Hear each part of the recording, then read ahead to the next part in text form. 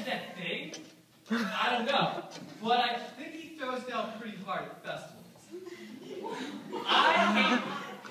I hate history. Like in second grade, in all boys school, we used to do this thing where we would sit by the windows and wait to see who wasn't paying attention. And then we'd snatch the history books, bump them in the back of the head, reach out the window, and then try and act natural. And, you know, it was all good and well until one day in class, dumb Luke shattered the window, and our teacher finally had a chance to look down at the soggy mess of 17 $50 history books piled up on the neighborhood roof, and she flipped her lid. I hate history like in third grade when we all thought it would be a fantastic idea to take a thumbtack and flip it upside down on our history teacher's chair, only to find out that the really cute stuff was in that day. She quit. We legit never saw her again. I hate history like in fifth grade when the bottom of my bottom drawer was just an M&M CD and a bad progress report from history.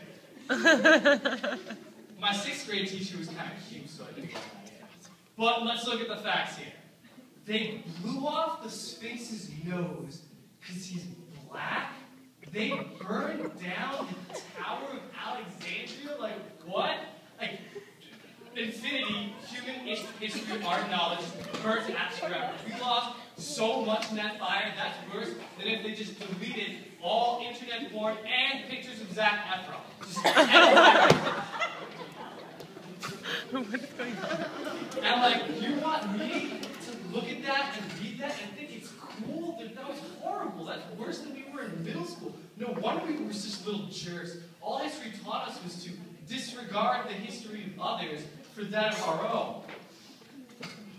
But now that I have a fully developed prefrontal cortex, or should, I realize why it is I actually hated history. And it's because the people who wrote history were so fond of themselves that they really lose the true essence of a time, generation, or nation.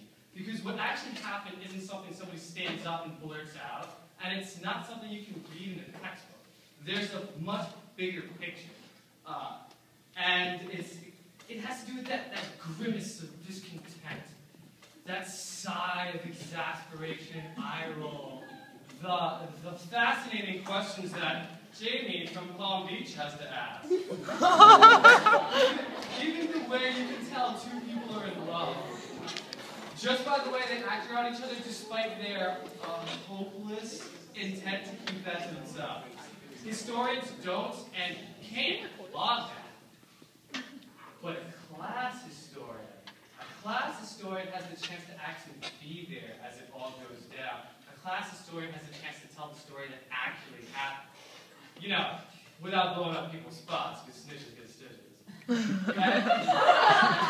that's pretty cool. So there's actually a reason I'm standing here in front of you today. It's not just because I wanted 2 minutes to look you all in the face because you're gorgeous, regardless of how true that might be. And it's not just because I love the sound of my own voice. Whatever. It's because I can legitimately make you a promise as a class here today. That if you choose me to record in detail your story, it won't be boring. That's it.